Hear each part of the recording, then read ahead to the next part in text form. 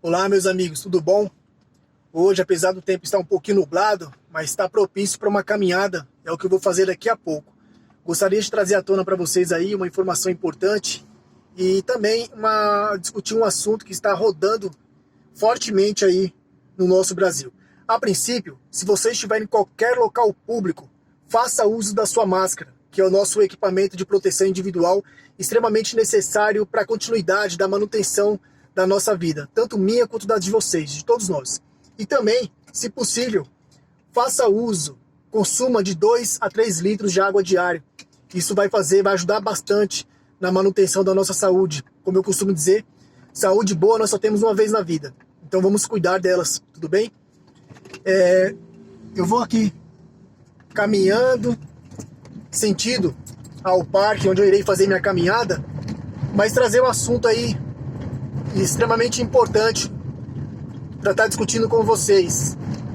Recentemente eu estava acompanhando a discussão da reforma administrativa e também da proposta de emenda constitucional, mais conhecida como a PEC 32, que estava acontecendo na TV Câmara, que é uma plenária aberta de acesso a todos.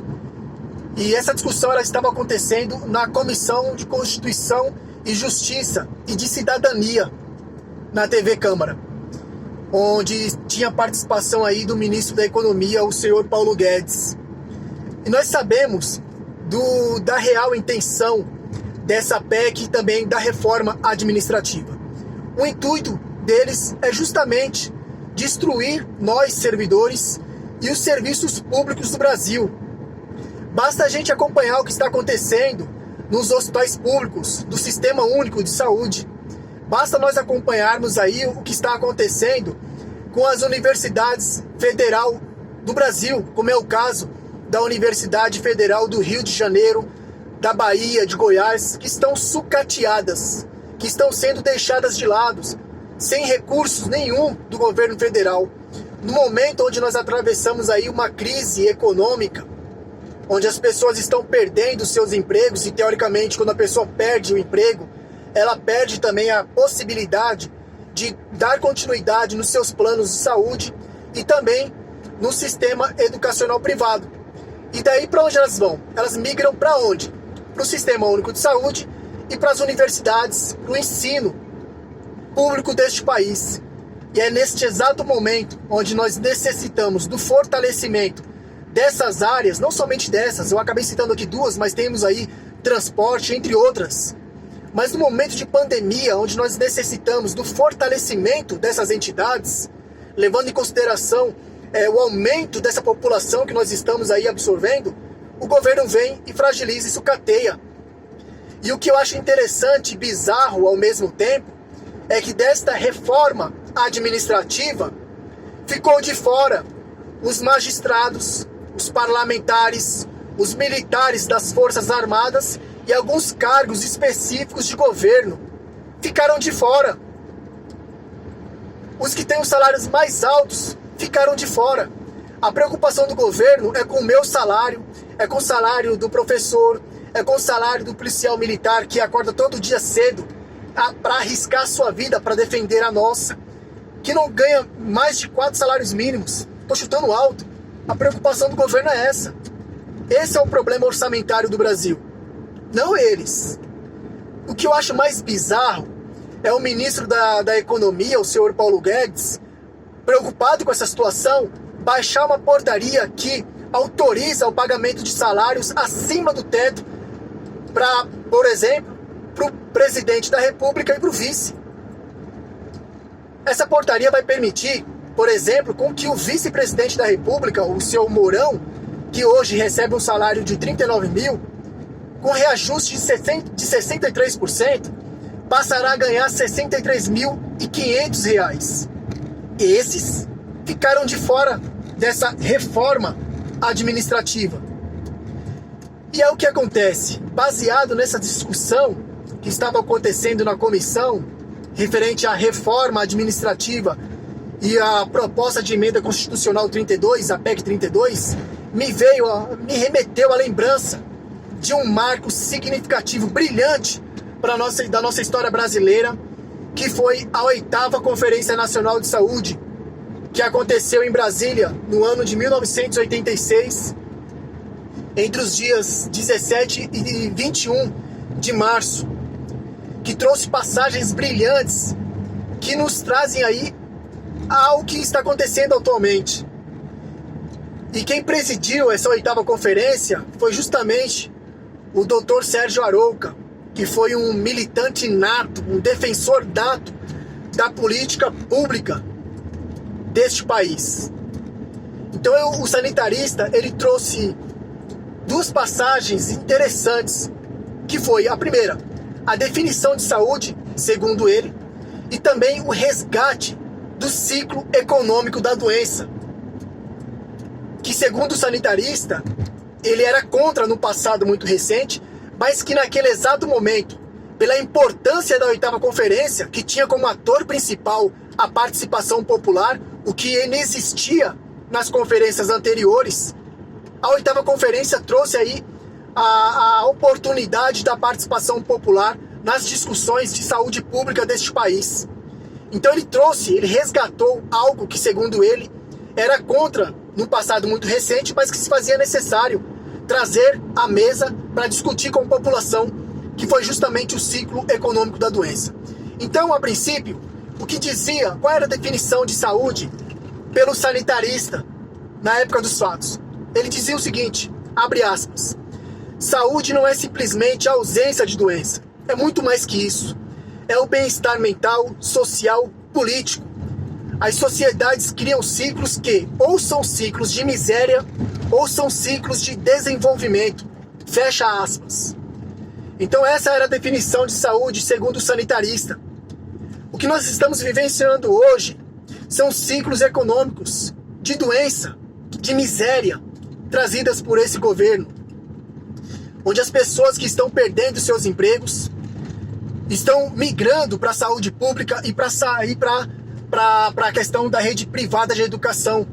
E é neste exato momento, como eu havia dito, que nós precisamos ainda mais fortalecer os aparelhos públicos, seja ele de educação, de saúde, de transporte, para absorver mais ainda essa população que está adentrando.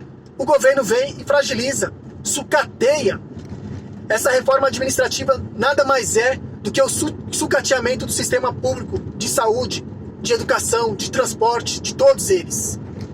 E qual foi a outra passagem interessante que o sanitarista trouxe na 8ª Conferência Nacional de Saúde? Justamente o ciclo econômico da doença. E o que dizia o ciclo econômico da doença na definição do sanitarista? Dizia o seguinte, abre aspas, se uma pessoa ganha pouco e não consegue comprar aquilo que é fundamental para sua sobrevivência, ela não consegue resgatar toda a energia que está gastando no trabalho, e com isso, ela enfraquece. Se uma pessoa mora mal, não consegue com que a sua casa seja a agressão seja a proteção contra as agressões do meio ambiente. Se uma pessoa não tem acesso à educação, não consegue ter aquele conhecimento que lhe permite controlar a natureza. E tudo isso leva finalmente que, se uma pessoa não come o mínimo necessário para a reprodução da vida, ela enfraquece. E enfraquecendo, ela perde a luta contra a agressão e adoece. E adoecendo não trabalha. E não trabalha, perde a oportunidade de luta que uma sociedade competitiva lhe coloca. E, portanto, trabalha menos, ganha menos, mora pior, tem água em péssimas qualidades, se alimenta menos e adoece mais. Fecha aspas. Então essa foi o ciclo econômico da doença que o sanitarista trouxe, e é o que nós estamos vivenciando hoje. Pessoas que estão perdendo seus empregos e por conta disso se alimentando menos e adoecendo mais. Com certeza nós conhecemos aí pessoas próximas a nós ou até mesmo distante que neste exato momento estão perdendo seus empregos, e perdendo seus empregos perde a oportunidade do consumo de bens, perde a oportunidade de se alimentar melhor e adoece mais. Mas o que de toda essa tragédia, dessa tentativa de destruição dos aparelhos públicos, o que me traz um ponto de esperança é quando eu ligo a minha televisão e acesso as minhas redes sociais e eu vejo uma grande movimentação de pessoas simples, de pessoas físicas fazendo grandes movimentações em busca de alimento, arrecadando alimento para poder distribuir para famílias carentes. São pessoas como eu, como você, que fazem essas movimentações, justamente porque nós não podemos esperar dos nossos governantes. Então isso que acaba me alegrando um pouco é ver o quanto o brasileiro é empático quando se trata dessa questão de necessidade. Estava conversando recentemente com uma amiga e ela me dizia o seguinte: ela estava cansada, que precisava sair de férias e contava nos dedos os dias para que esse momento chegasse. E os dias se passaram e de repente eu resolvi enviar uma mensagem para ela, perguntando se ela já havia voltado de férias. E ela me disse uma frase que eu achei brilhante. Ela me disse o seguinte: Edir, como é bom nós termos um trabalho para voltar. Foi brilhante essa frase dela. Edir, como é bom nós termos um trabalho para voltar. Então, amigos, se você tem o seu trabalho, o seu emprego, o seu serviço, valorize e utilize dessa ferramenta para ajudar o próximo. Se você tem condições, doe uma cesta básica, doe 1 quilo de alimento. Eu não tenho condições financeiras para poder ajudar meu próximo. Envie uma mensagem positiva. As pessoas necessitam, carecem de informações, de palavras amigáveis, de palavras positivas, para que elas possam, alimentando a sua esperança, caminhar rumo a um futuro melhor. Mas eu não tenho uma sensibilidade de encaminhar uma mensagem positiva. Não tem problema. Vá num hospital, procure um banco de sangue, estenda o seu braço e doe o seu sangue. O que corre na sua veia alimenta vidas. O que corre nas suas veias pode salvar vidas. Então faça isso. Para finalizar esse vídeo, tem uma frase que eu gosto muito, que apesar dela ser curta, ela tem um sentido, um significado muito bom, muito pesado, que ela diz o seguinte, abre aspas: pessoas ajudam pessoas, fecha aspas. E é desta forma que nós iremos salvar o mundo. E é dessa forma que nós iremos ajudar todos aqueles que precisam. Então, amados, apenas finalizando, sejamos todos, tantos nós, servidores públicos, tanto aqueles que não são da rede pública, que são da rede privada, sejamos todos nós contra essa reforma administrativa. Sejamos todos nós contra essa proposta de emenda constitucional 32, mais conhecida como PEC 32, que tende aí a acabar com todos nós servidores e os serviços públicos e todos aqueles que dependem também destes aparelhos. É isso aí.